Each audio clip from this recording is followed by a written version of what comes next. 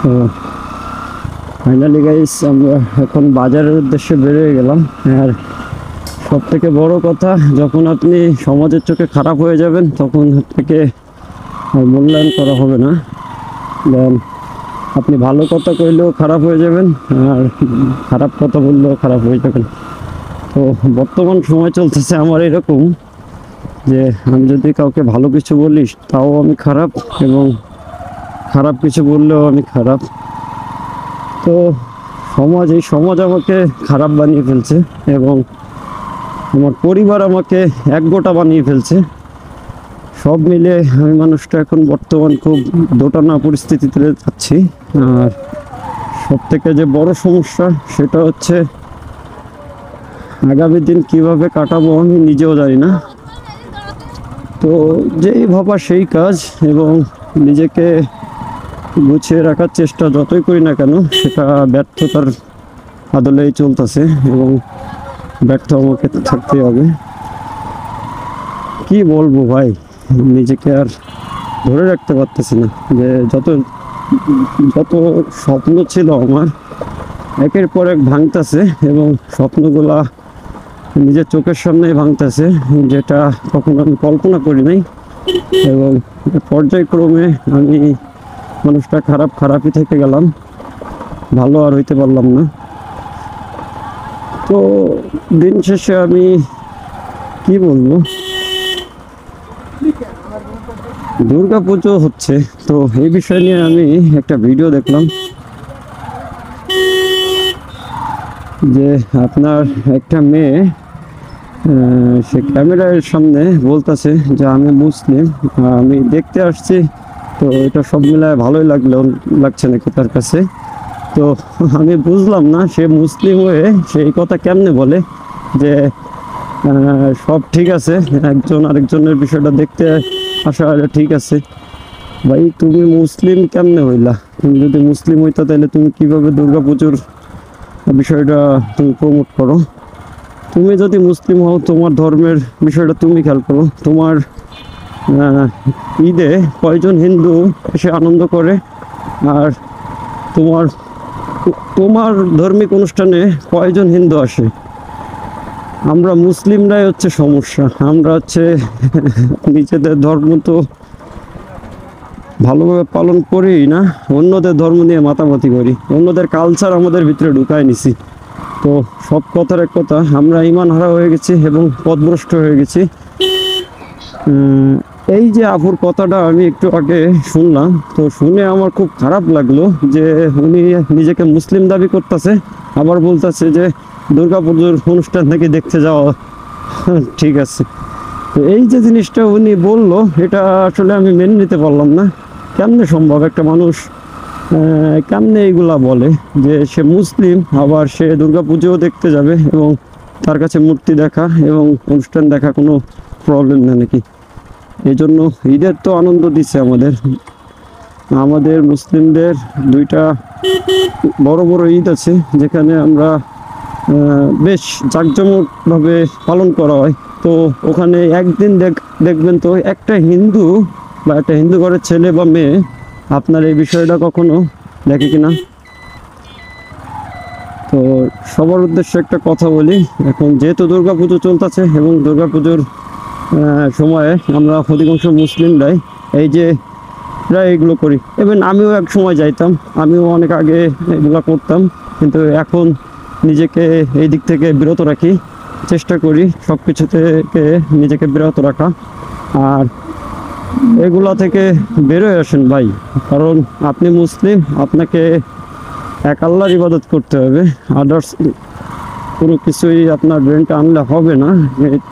অনুষ্ঠান দেখা এবং একটা জায়গায় যে আনন্দ করা, এটা আপনার স্বভাব হয় না। হ্যাঁ, আপনি চাইলে আপনার নিজের লাইফকে আনন্দময় করতে পারবেন, সেটা আপনার ব্যক্তিগত বিষয়, কিন্তু এটা ইসলাম সমর্থন করে না। তো এগুলা নিয়ে ইসলামিকভাবে কথা বলার কোনো ওয়ে আপনার নাই। আপনি চাইলে আপনি ব্যক্তি স্বাধীনতার দিক দিয়ে আপনি মন চাইলে আপনি এটা করতে পারেন, বাট এটা নিয়ে আপনি বলতে পারবেন না যে আমি মুসলিম, আমি এটা করলে কি সমস্যা বা এটা করা রাইট আছে, এরকম কথা আপনি বলতে পারবেন না। কারণ যেহেতু আপনি এটা প্রমোট করতেছেন, আপনার দেখা দেখি হয়তো আরেকজন এই কথা স্লোগান তুলবে, তো এটা আপনি প্রমোট করতে পারেন না। এটা আপনার দ্বারা এটা মাইনে নেওয়া সম্ভব না, ঠিক আছে? তো সব কথার এক কথা, দিন শেষে আমরা সবাই মানুষ। আর যে যার ধর্ম নিয়ে ব্যস্ত থাকুক, আপনি যে আপনার ধর্ম পালন করার চেষ্টা করবেন, আদারওয়াইজ এটা হচ্ছে মেন কথা। ও মাই গড, এই সাইড দিয়ে ঘুরে এই সাইড দিয়ে যাচ্ছি মূলত ভয়েস ওভার করার জন্য, কথাটা বলার জন্য এই সাইড দিয়ে ঢুকলাম। এবং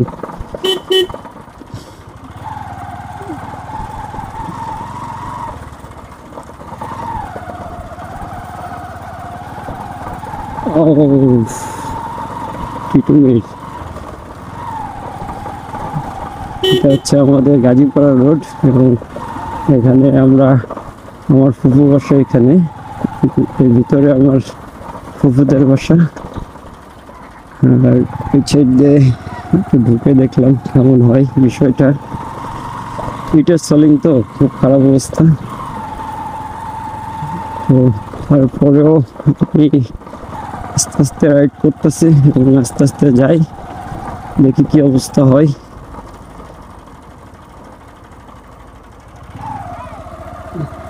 গ্রামের রাস্তা তো, এর জন্য আর কি এরকম একটু হওয়া স্বাভাবিক।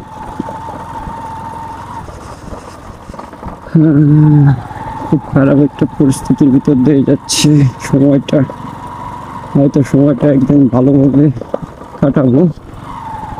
প্রত্যেকটা জিনিস আস্তে আস্তে সামনের দিকে আগাচ্ছে এবং আমার সময়গুলো খারাপ যাচ্ছে এখন। তো খারাপ সময়ের পরেই কিন্তু ভালো সময় আসে, এই কারণে এখন নিজেকে সেইভাবে মানিয়ে নেওয়ার চেষ্টা করতেছি যে আজকে খারাপ সময়, ঠিক একদিন ভালো সময় আসবে, দেন সেই দিনে আমি হয়তো কিছুই করতে পারবো। আচ্ছা, কি কি কিনতে বলছে? কি কি কিনতে বলছে? আর কিছু? কয় টাকা দিচ্ছে? এক প্যাকেট জর্দা? হ্যাঁ হ্যাঁ, আর কিছু না, তাই তো? আমরা এই সাইডে ঢুকে বেরোতে পারবো না? তাহলে এনতে যাই ডাইরেক্ট ওই দাদার দোকানের সামনে দাঁড়াবো, বুঝছো? তুমি ওইখান থেকে সোজা যাবা, গিয়ে মনে করো ঢুকে মতো 1 কেজি আলু নিবা, আর ওইখান থেকে নিবা, ঠিক আছে? 1 প্যাকেট জর্দা নিবা। আমি ওই রাস্তায় দাঁড়াবো না।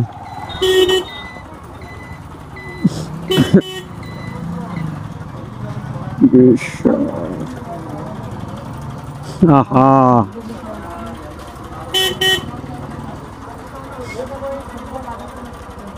কাকা অল্প একটু দেন, টান দেন, যাবে? হ্যাঁ, ঠিক, নেন নেন, ওই পাশটা হোটেল।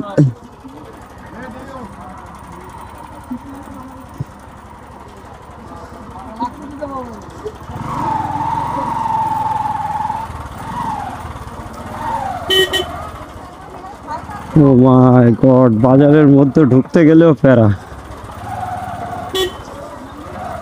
হ্যাঁ, যাও এখান থেকে নাও। উফ, কাদা উঠছে না, এনতে জর্দা নাও।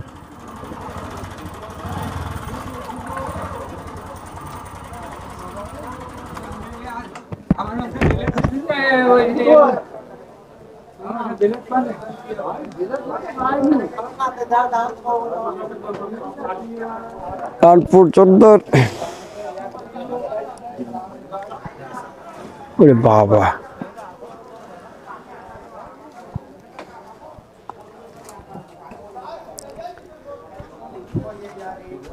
কই নাও, কত বলে? 10 টাকা রে, বলে দিন দাম দিন 1 কেজি। এ মামা কত ধরছেন? কি বা ওই জর্দা? 112 হ্যাঁ, 112 টাকা। 11 টাকা করে ধরে যে এটা 11। 1 কেজি করে ধরে এলো কোয়ালিটি নিলো 10 টাকা দেন বলে 1 কেজি করে ধরে 10 টাকা দাও আমার জলদি দাও এলাটা পাঠানি এটা মুরব্বি আলুটা নিয়ে তুমি আসো মামুন দোকানে নে না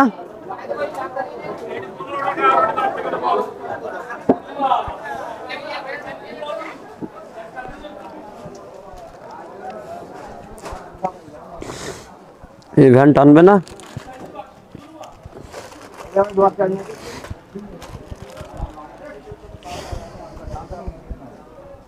এই দাদার দোকানদারি বন্ধ হয়ে গেছে মানে পিছনে চলে গেছে না লোক আবার হ্যাঁ কোন কোন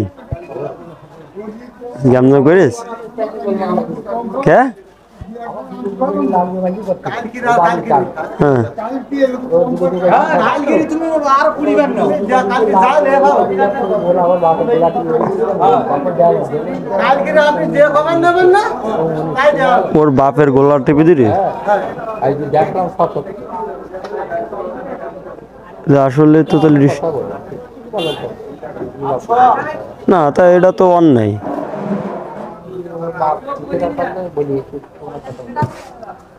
মানে আপনারা বলেছেন যে একবার এই ফ্লোর করে তাই বসবে কিন্তু ওটা হবে না তাই তো ওইটি হলো একটা মিস্ত্রি একটা বুঝালি ঠুকছে আর তাহলে চল আমি কি বালি ঠুকছি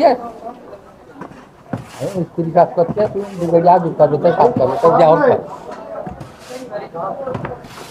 এই ফ্লোর এটা আজকে হয়ে গেছে একটা দিন তো সমস্যা কি একটা দিনের কালকে তুমি এই জায়গায় তো দোকানদারি করতে আজকে রাত্রেও তো ঢুকতে পারবে আমি রাত্রেও তো ঢুকতে পারবে ওই ওই গাড়িটা কার আমরা তো বেরোনোর লাইন নেই দেখতেছি এই গাড়ি কি এই যাত্রা এই করে দিওয়ালে এইটা কি হ্যাঁ কিন্তু ওই একজনে এসে যাই হোক এইগুলো হচ্ছে বাজার বেলার সময় ঝামেলা হয়ে যাবেন তো সকাল টানে করলে মানে ভালো হতো বাজার বিলায় দিছি ওর কথা বাজার বিলায় না না না এটা হচ্ছে হয় বিকালে করতে তো না সকালে করতে তো বালিটা তো আনা কোনো বিষয় না তো সকালে বাজারে লোক আসার আগেটা দেখে উড়ে তাও যাবে না এখন বাজার বেলার সময় এখন ঝামেলা না চলো থাক কাছে থাক তোমার কাছে গাড়িতে এনতে ঘুরে নি লাগবে মনে হচ্ছে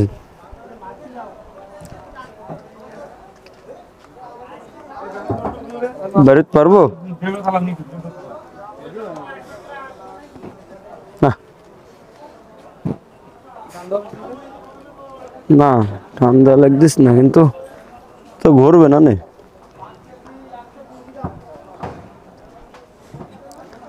এই যে ঘটনা কি বলবো ও বলে ওর বাপরে মারছে কতটা নিস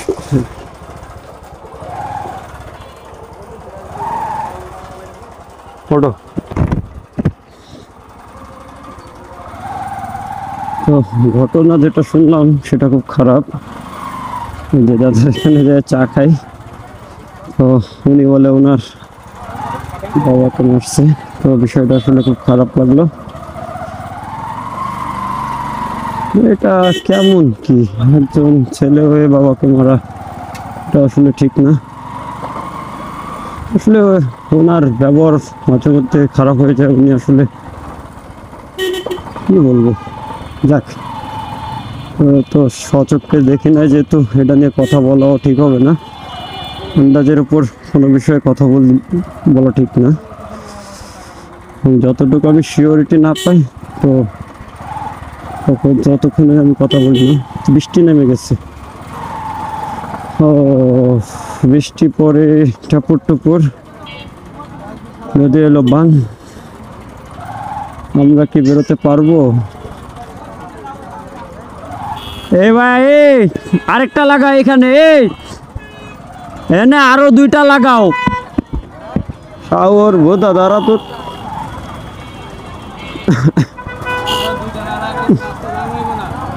ওর একটু দিতাম আমি এখন কিন্তু বৃষ্টিতে আটকে যাবো নাইলে ওরে দিতাম এখন আহা, বৃষ্টি শুরু হয়ে গেছে, খুব জোর বৃষ্টি। এই জ্যাম লেগে যাবে, এই জ্যাম থাক না, লাগুক, ওরা একটু বুঝুক বৃষ্টিতে। এই জ্যাম পুরোটাই জ্যাম হয়ে যাবে। এখন আমি আস্তে আস্তে বেরোয় যেতে পারলে আছি, নাহলে ফোরকে খুলে ফেলতে হবে আমার। হ্যাঁ বন্ধু শোনা পাইনি। ও মাই গড, এখানে এখন বৃষ্টির ঠোপা জোরে জোরে পড়তেছে এবং বড় বড় ঠোপা পড়তেছে। এখন যে কোনো বইতে বেরোতে হবে, ভিজে যাব। বৃষ্টি পরে টাপুর টুপুর নদী এলো বান, আর আমার তো অবস্থা খারাপ হয়ে গেল। গান একটা মনে পড়ে গেল, বৃষ্টি পরে টাপুর টুপুর চলার লোপুর, আঁকা বাঁকা পথে কোন রূপসী হেঁটে যায়, আঁকা বাঁকা মেট্রো পথে কোন রূপসী হেঁটে যায়।